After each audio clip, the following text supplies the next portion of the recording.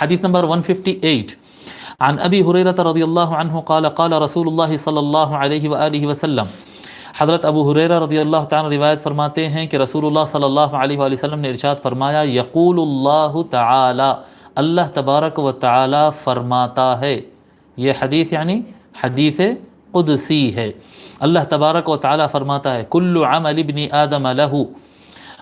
یہ ابو جو میں بتایا تھا کہ وہاں پر کچھ تشریح باقی ہے، یہ حدیث میں اس کی تشریح ہو رہی ہے. ابن آدم کا ہر عمل اسی کے لیے ہے. فالحسنۃ بعشر امثالها الى 700 ضعف. پس اس کو جو بھی وہ نیک کام کرے گا اس کو ہر نیکی کے بدلے میں، زندگی میں کوئی نیک کام کر لے، وہ ہر نیکی کے بدلے میں 10 گنا یا اس سے زیادہ، اس سے زیادہ یہاں تک کہ 700 گنا تک اس کے ثواب کو ملٹیپلائی 10 سے کیا جائے گا، یا 700 تک بھی ملٹیپلائی کیا جا سکتا ہے. اتنا زیادہ اس کو ثواب عطا کیا جائے گا.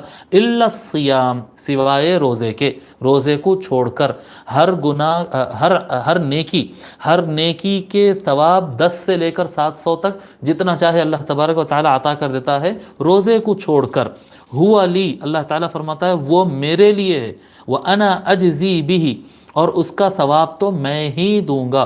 یعنی روزہ ایک ایسا عمل ہے جس کا ثواب دنیا میں بیان نہیں کیا گیا. یہ عمل کریں گے تو اتنا ثواب، یہ عمل کریں گے تو اتنا بیان. روزہ رکھیں گے تو کتنا ثواب ہے اس کا کوئی ذکر یہاں پر نہیں ہے. وہ قیامت کے دن اللہ تعالیٰ کے سامنے جب جا کر کھڑے ہوں گے اسی دن پتہ چلے گا کہ اللہ تبارک و تعالیٰ کیا عطا کرتا ہے. تو وہ ایک سرپرائز ہے. روزے کا ثواب قیامت کے دن بطور سرپرائز ایمان والوں کو ملے گا. یعنی یہ اسپیشل عبادت ہے. ہوا لی، وہ میرے لیے ہے. وَأَنَا أَجْزِي بِهِ، اور میں ہی اس کا بدلہ اس کو عطا کروں گا. إِنَّهُ يَتْرُكُ الطَّعَامَ وَشَهْوَتَهُ مِنْ أَجْلِي،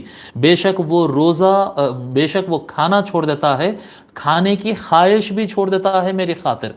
یہ ایک بات میں آپ کو بتاؤں کہ روزہ صرف کھانا چھوڑنے کا نام نہیں ہوتا ہے، کھانے کی خواہش چھوڑ دینے کا نام ہوتا ہے. یعنی روزہ جب بندہ رہتا ہے تو نہ صرف وہ کھانا نہیں کھاتا ہے، بلکہ اگر اس کے سامنے اچھے سے اچھا کھانا بھی لا کے رکھ دو تو اطمینان سے بیٹھتا، ٹھیک ہے میں تو روزہ ہوں، مجھے تو نہیں کھانا ہے. یعنی اس کی جو شہوت، لالچ اور بے چینی شروع ہوتی وہ نہیں ہونا چاہیے. جی وہ کھانا بھی چھوڑ دیتا ہے، کھانے کی خواہش اور شہوت بھی چھوڑ دیتا ہے. من اجلی، بس میری خاطر. وَيَتْرُكُ الشَّرَابَ وَشَهْوَتَهُ من اجلی، وہ پانی وہ پینا، جی لیکوڈ پینا کسی بھی قسم کا پینا بھی چھوڑ دیتا ہے اور پینے کی خواہش اور شہوت بھی چھوڑ دیتا ہے. من اجلی، بس میری خاطر. فَهُوَ لِي، تو سمجھ لو کہ بس روزہ تو صرف میرے لیے ہے. وَأَنَا أَجْزِي بِهِ، اور میں ہی اس کا بدلہ اسے عطا کروں گا. ٹھیک ہے. رواہ الدارمی و احمد، اس کو امام دارمی اور امام احمد ابن حنبل نے روایت کیا ہے.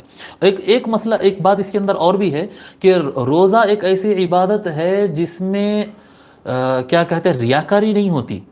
ریاکاری نہیں ہوتی وہ اس طرح سے کہ نماز جب پڑھتے ہیں تو نماز کی عبادت دوسروں کو نظر آتی ہے، تو لوگ جو نماز پڑھنے والے ہیں وہ اور اچھی نماز پڑھ رہے ہیں یا اور لمبی نماز پڑھ رہے ہیں دکھانے کی خاطر، ٹھیک ہے، شو آف کرنے کے لیے. تو نماز میں شو آف ہو سکتا، زکوٰۃ میں، صدقات میں بڑھ کے دینا لوگ کے سامنے، اس میں شو آف ہو سکتا، حج میں شو آف ہو سکتا، قرات میں، تلاوت میں، جی داڑھی رکھنے میں، امامہ بند، ہر ایک میں شو آف اور ریاکاری ہو سکتا ہے. لیکن روزے میں نہیں ہوتا. روزہ تو روزہ ہے، بس آپ سحری کر لیے، اب روزہ ہے. اب اس میں ریاکاری کیا کرتے؟ ریاکاری اس کے اندر، روزے کے اندر ریاکاری نہیں ہوتی. یعنی ریاکاری اگر کوئی کرتا بھی ہے تو بڑی مشکل سے ہوگی. اس میں ریاکاری کرنا آسان نہیں ہوگا. تو اس میں جو ہے یعنی بندہ اگر کوئی روزہ رکھتا ہے تو وہ اس کا من اللہ تعالیٰ سے لگ ہی جاتا ہے، اور روزہ اللہ تعالیٰ کے لیے ہی ہوتا ہے. ٹھیک ہے. دوسرے ریزنز بھی سامنے آتے ہیں، جیسا کہ روزے سے صحت اچھی ہو جاتی ہے، روزے سے کچھ اور ہو جاتا ہے، کچھ اور ہو جاتا ہے. یہ فوائد بھی آتے ہیں، یہ فوائد ہو جاتے ہیں. یہ فائدوں کے لیے روزہ رکھنا نہیں ہوتا ہے. صحت کے خاطر روزہ مت رکھو. روزہ تم اللہ کے لیے رکھ لو، صحت مل جائے گی. صحت ایسے ہی مفت مل جائے گی. اس طرف نیت کر کے اپنے ثواب کو اونچ نیچ مت کرو.